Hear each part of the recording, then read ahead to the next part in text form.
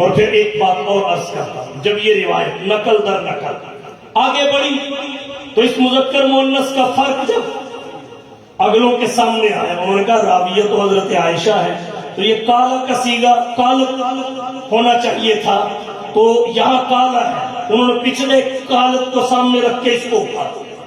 جب یہ کالا کا صیغہ اٹھا تو پھر یہ الفاظ یوں سمجھا جانے لگا جیسے اصل حدیث کا حصہ ہے، لیکن نہیں، اگر اصل روایت میں ہوتے تو جہاں ایک شاگرد امام زہری ہے اوپر والے استاد کے، دیگر شاگرد بھی ہیں جن کے کلاس فیلو ہے، استاد فیلو ہیں، ان کی روایات میں یہ کیوں نہیں آتے؟ تو پھر یہ کالا کا لفظ اٹھا دیا گیا اور یہ سمجھ لیا گیا کہ یہ اصل الفاظ اصل روایت کے ہیں، جبکہ یہ خطا تھی اس روایت میں۔ بات نہ کرنے کا مطلب یہ ہے، دوبارہ حضرت فاطمہ نے اس موضوع پہ بات نہیں کی، حضرت ابوبکر سے راضی رہی، اور یہی وجہ ہے کہ حضرت علی رضی اللہ تعالیٰ عنہ نے اپنے زمانے خلافت میں کوئی مطالبہ یا کوئی عمل اس کے خلاف نہیں کیا، حضرت حسن بھی خلیفہ بنے۔ ہاں ایک بات اور کہتا ہوں، توجہ ہو، حضرت ابوبکر کی بیٹی عائشہ نبی کی بیوی تھی کہ نہیں؟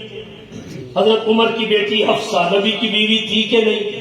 حضرت معاویہ کی بہن رملہ جن کی کنیت ام حبیبہ ہے نبی کی بیوی تھی کہ نہیں؟ اگر تو انہوں نے اپنی بیٹیوں اور بہن کا حصہ نکال لیا ہوتا نبی کی بیوی ہونے کی حیثیت سے اور حضرت فاطمہ کو حصہ نہ دیا ہوتا، پھر تمہارا اعتراض بنتا تھا۔ وراثت کے قوانین اٹھائیے، جب خاوند فوت ہو جائے، صاحب اولاد ہو، خاوند فوت ہو جائے، صاحب اولاد ہو، اس کے کل ترکے سے بیویوں کا 8واں حصہ بنتا ہے، تو 8ویں حصے میں حضرت عائشہ کا حصہ ہے کہ نہیں؟ حضرت حفصہ کا حصہ ہے کہ نہیں؟ ام حبیبہ کا حصہ ہے کہ نہیں؟ ابو بکر و عمر اور معاویہ نے لیا، تو جب وہ اپنی بیٹیوں بہنوں کو لے کے بیوی ہونے کی حیثیت سے نہیں دے رہے تو پھر کوئی یہ اعتراض کیسے کر سکتا ہے کہ انہوں نے حضرت فاطمہ کو؟ اور پھر جب حضرت فاطمہ کا انتقال ہو گیا، پھر حضرت فاطمہ صاحب اولاد تھی، خامن کا چوتھا حصہ بھی بنتا ہے۔ خامن حضرت علی حیات تھے کہ نہیں؟ حضرت علی اپنا تو لیتے، خود خلیفہ ہیں، اپنے زمانے خلافت میں لیتے، تو اس ساری صورتحال کے بعد اکیلے ابو بکر کی طرف تنقید والی انگلی کیوں جا رہی؟ تو یہ بات پلے باندھ لو، صحابی تنقید سے بالا تر ہے، اس پہ تان کے جتنے اسباب ہیں سب پہ بنیاد ہے۔ اور حضرت معاویہ رضی اللہ تعالی عنہ، ایک بات یہاں اور عرض کروں، میں فضائل پہ گفتگو کم کرتا ہوں آج کے زمانے میں، کیونکہ حضرت معاویہ کو ہی آپ نے حضرت معاویہ کے فضائل جتنے بھی بیان کرو، سننے کے بعد ان کی عقیدت آسمان پہ چلی جائے۔ اگر کوئی بندہ آ کے کہہ دے وہ چھڈو جی یہ تو حضرت معاویہ تلوار لے کے حضرت علی سے لڑے، وہ فوراً نیچے آ جائے۔ عام آدمی کی حالت بیان کر رہا ہے، تو بہتر یہ ہے کہ فضائل سے پہلے جو تان کے اسباب ہیں انہیں کنڈم کیا جائے۔ حضرت ابو بکر کی قرآن حدیث سے فضیلتیں بیان کریں، لیکن اگر بندہ سب کچھ سننے کے بعد کہہ دے وہ چھڈو جی نے تو بی بی فاطمہ انہوں نے حق نہیں دیتا، تو اب عام آدمی اس بات کو سننے کے بعد جو فضیلتیں سن کے عقیدت اور محبت میں اضافہ ہوا ہے اس کو کھو دے۔ تو اس لیے آج کے دور میں فضائل سے زیادہ ضرورت اس بات کی ہے کہ اسباب تان کو ختم کیا۔ حضرت معاویہ کی بڑی فضیلتیں ہیں، ان کے پاس شرف اسلام بھی ہے۔ 18 سال کی عمر میں سن 7 ہجری عمرۃ القضاء کے موقع پہ فتح مکہ سے پہلے انہوں نے حضور کا کلمہ پڑھا، مروہ پہ حضور کے بال کاٹے اور قبر میں لے جانے کے لیے سنبھال کے رکھے۔ 18 سال کی عمر میں مسلمان ہوئے۔ شرف اسلام ہے، شرف صحابیت بھی ہے، شرف کتابت وحی بھی ہے۔ علامہ ابن کثیر نے البدایہ میں لکھا ہے، حضور کے پاس جبریل آئے، تو حضور نے جبریل سے حضرت معاویہ کے بارے میں مشورہ کیا، انہیں وحی کا کاتب بنا لو۔ کان احد کتاب رسول اللہ صلی اللہ علیہ وسلم، بنا لو کاتب، انہوں نے کہا استکتبہ، بنا لیجیے، فإنہ امین، یہ بڑا امانت دار ہے۔ جبریل اللہ کے پاس گئے، اللہ نے حکم دے کے بھیج دیا، جا کے حضور سے کہیے معاویہ کو میرا سلام کہے، وَاسْتَوْصِ بِهِ خَيْرًا، بھلائی کی وصیت کرے، فَإِنَّهُ، اور انہیں وحی کا کاتب بنا دے، کیونکہ فَإِنَّهُ أَمِينُ اللَّهِ عَلَى كِتَابِهِ وَوَحْيِهِ، یہ اللہ کی وحی اور کتاب کے بارے میں امین ہے۔ وَنِعْمَ الْأَمِينُ، اور کیا ہی اچھے امین، وحی کے کاتب ہیں۔ اسلامی بحری بیڑے کے موجب ہیں، اللہ کے نبی کے دین کو ظاہری اور مادی لحاظ سے پوری دنیا پہ غالب کرنے والے ہیں۔ فضائل کی تو کمی، یہ وہ صحابی ہیں اللہ کے نبی نے اپنی ایک دعا میں تین چیزیں ان کے لیے مانگی، اللہم اجعلہ ہادیا مہدیا واہدہ، اے اللہ معاویہ کو ہادی بنا، مہدی بنا، ذریعہ ہدایت بنا۔ ہادی کہتے ہیں راہ دکھانے والے کو، مہدی کہتے ہیں خود سیدھی راہ پہ رہنے اور چلنے والے، اور واہدی بھی کہتے ہیں دیگر کے لیے ذریعہ ہدایت بننے والا۔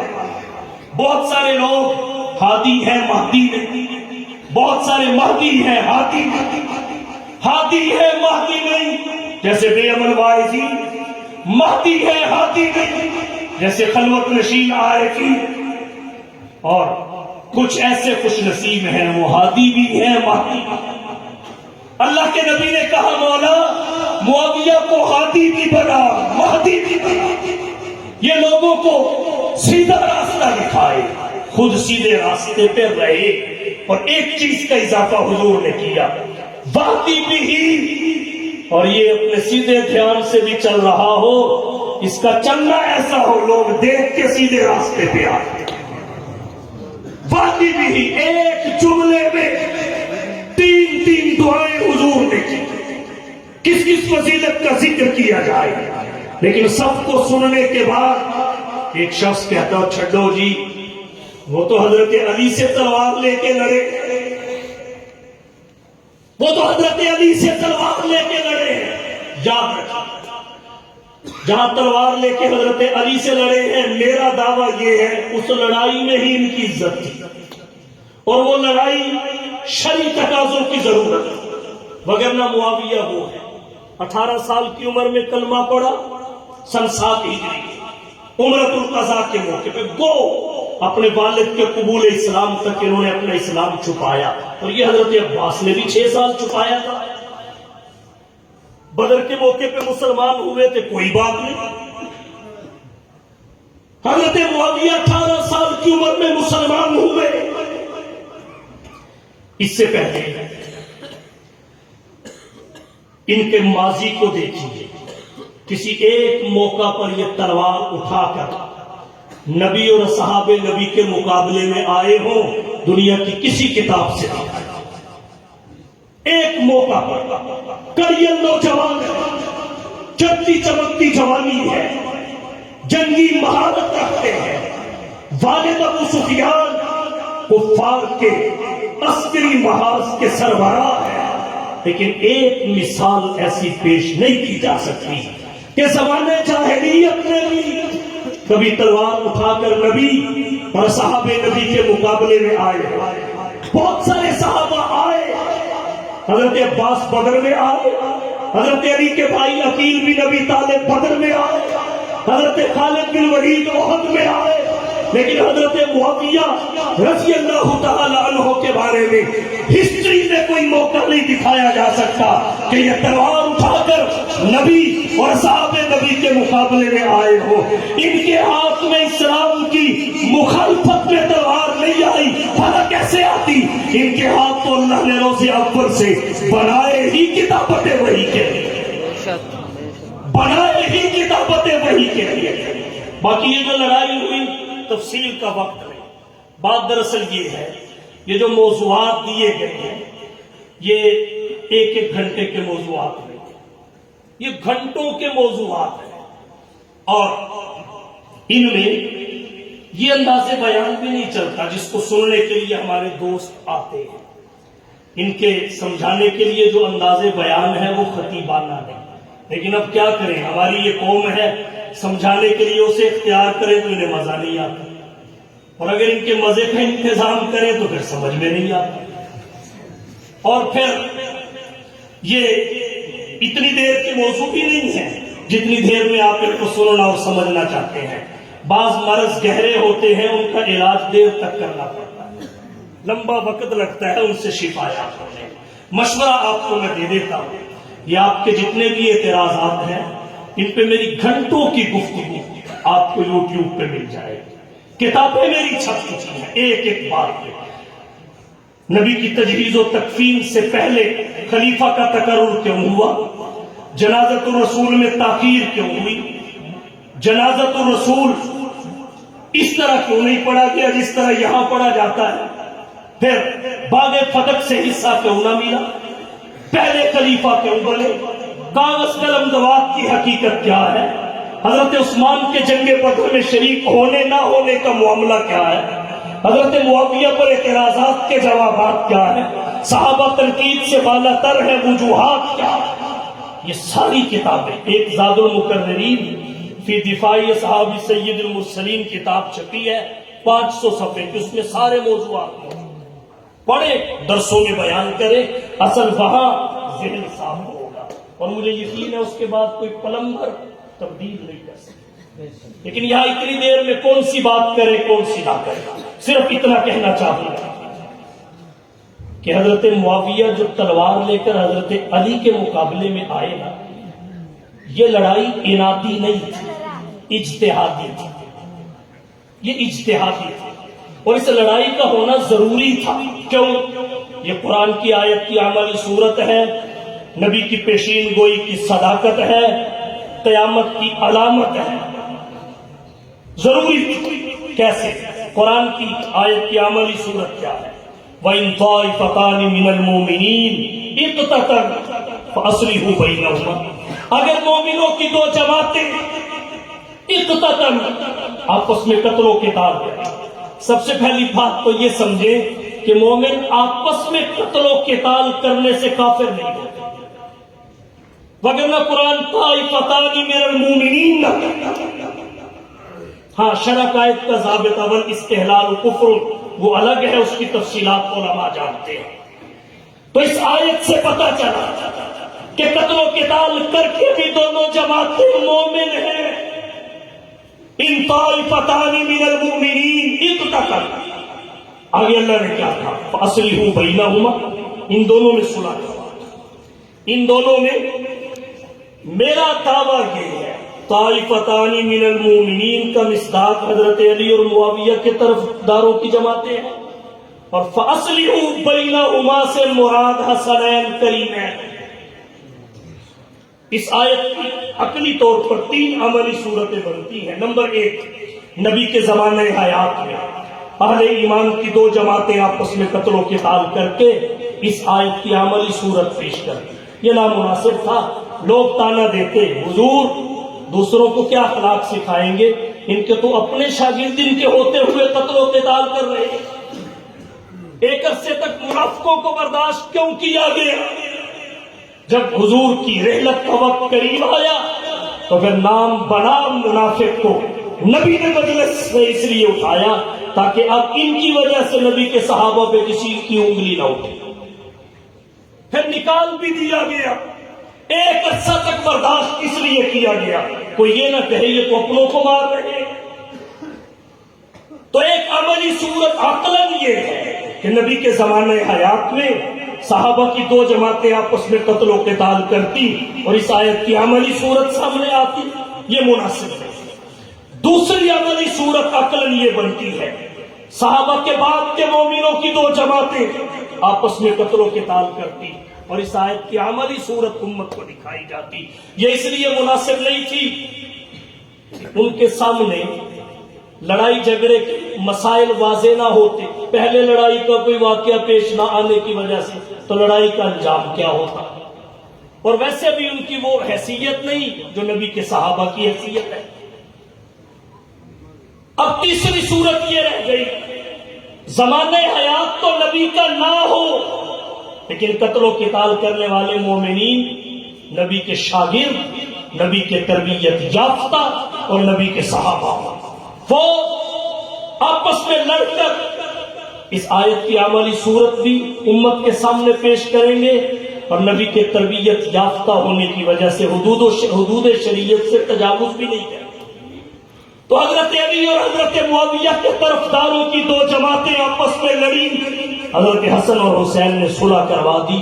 یہ اس آیت کی عملی صورت ہے، کیونکہ یہ آیت نہ منسوخ التلاوت ہے نہ منسوخ الحکم ہے، اسے اس کے معنی حکم اور حقیقت سے خالی نہیں کیا، اور یہ عملی صورت ہے اس آیت کی۔ نبی کی پیشین گوئی کی صداقت بھی ہے۔ آپ کہیں گے کیسے؟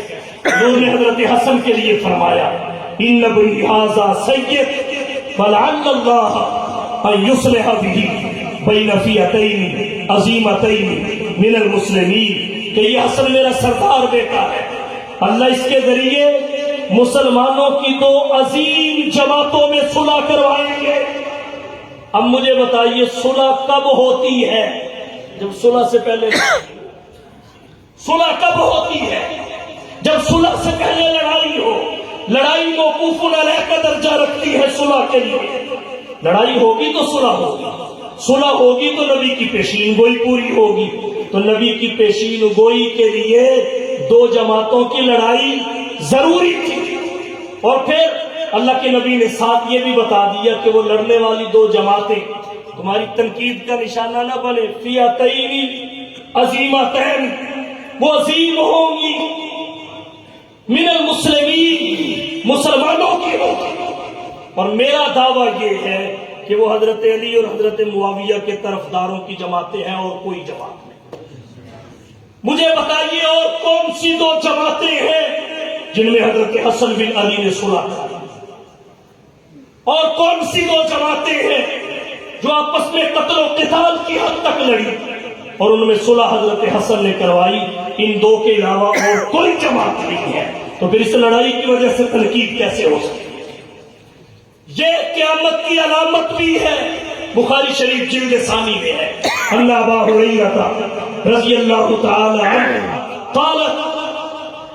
قال رسول اللہ صلی اللہ علیہ وسلم لا تقوم الساعة حتى تقتتل فئتان، کہ اس وقت تک قیامت قائم ہی نہیں ہوگی جب تک دو جماعتیں آپس میں قتل و قتال نہ کریں۔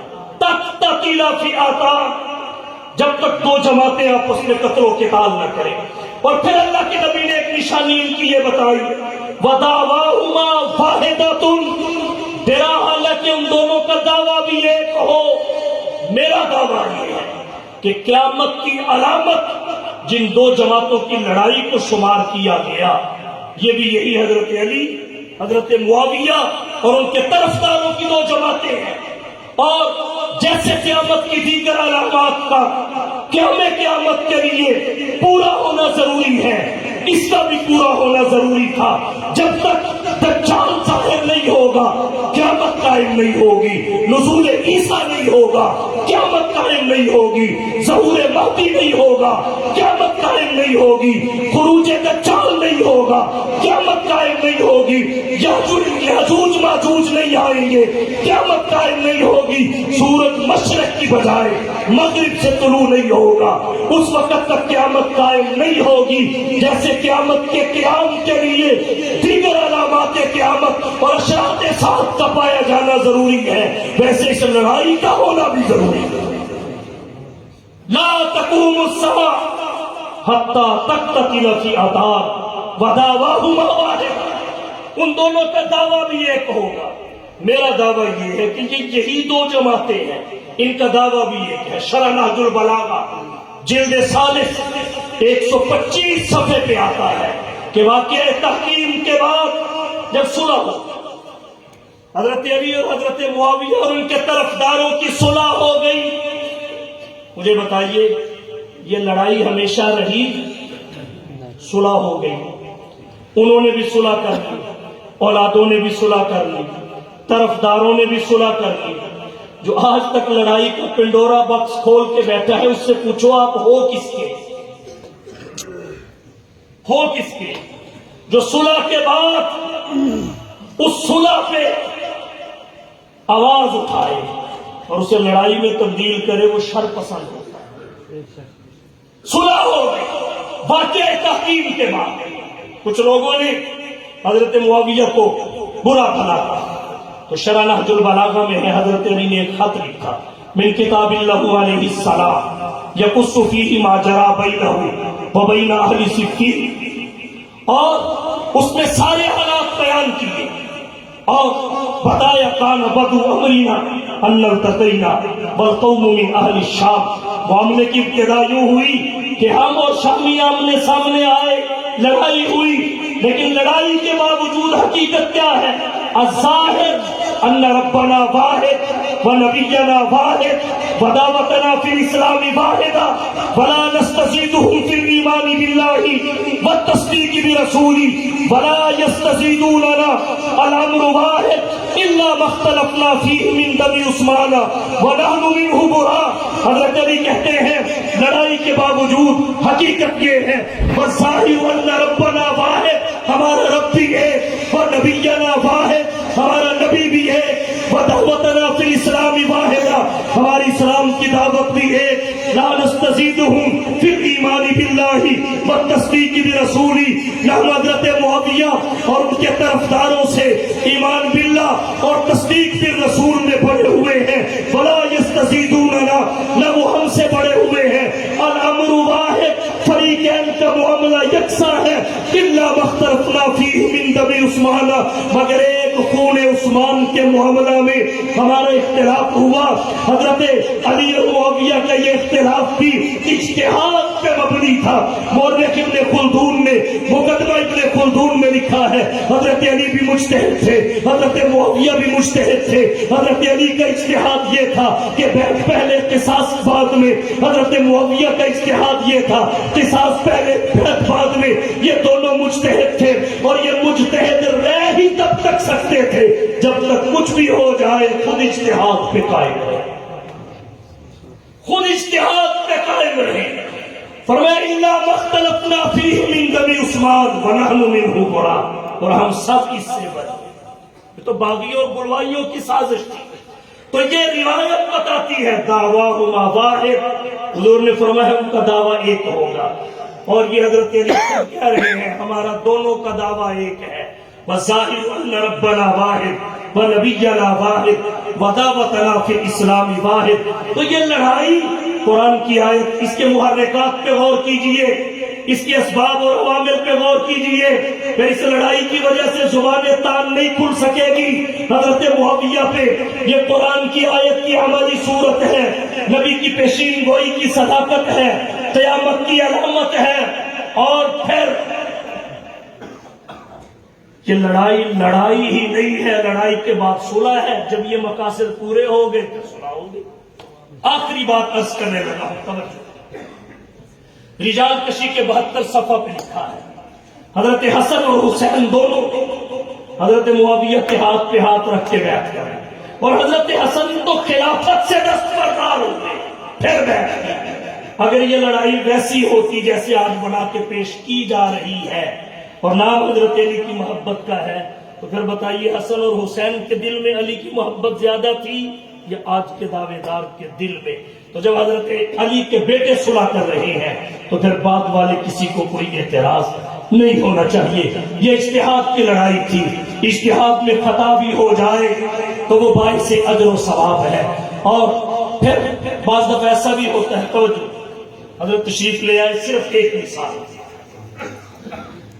बाज़ दफ़ा ऐसे भी होता है दो आदमी जो अमल करते हैं वो एक दूसरे के मुखालिफ होता है, एक दूसरे के अमल के मुखालिफ होता है, लेकिन इन्नमल अमालु बिन्नियात के तहत अल्लाह दोनों को अजर व सवाब अता करते हैं। मसलन एक बंदा आए मस्जिद के बाहर एक कीला गाड़ कर चला जाए, एक कीला ठोक कर चला जाए, इस नीयत से जो कोई नमाजी आएगा اپنی سواری باندھ کر اطمینان سے نماز پڑھ لیتا. اس نیت سے اس نے ایک کھونٹا گاڑا. اگلے دن ایک دوسرا آدمی آیا, اس نے اکھاڑ دیا اور اس نیت سے اکھاڑا کہ کسی کی ٹھوکر لگے گی, کوئی گر جائے گا. اب بظاہر دونوں کا عمل ایک دوسرے کے عمل کے مخالف ہے, لیکن مجھے بتائیے ان دونوں میں سے کوئی ایک بھی ایسا ہے جسے گناہ ملا ہو؟ دونوں کو اجر ملے گا. تو جب یہاں دونوں کو اجر مل رہا ہے تو وہاں بھی دونوں کو اجر ملا ہے. حضرت علی کو بھی حضرت معاویہ کو بھی لڑائی ان کا معمول نہیں تھی. اس کے محرکات اور اسباب و عوامل میں نے آپ کی توجہ کی نظر کر دیے. خلاف معمول نبی کا ہو وہ بھی امت کے لیے رحمت ہے, اصحاب نبی کا ہو وہ بھی امت کے لیے رحمت ہے. اب اس کی مثالوں اور دلائل میں نہیں جاتا, بس یہ بات پلے باندھ لیں. نبوت کی وحبی منصب, صحابیت کی وحبی منصب. نبوت کی رب کا انتخاب, صحابیت کی رب کا انتخاب. نبوت کی تنقید سے بالا تر, صحابیت کی تنقید سے بالا تر. نبوت کی تکریم بھی لازم, صحابیت کی تکریم بھی لازم. نبوت کی تکریم مقام نبوت اور نسبت الی الربوبیت کی وجہ سے صحابہ کی مقام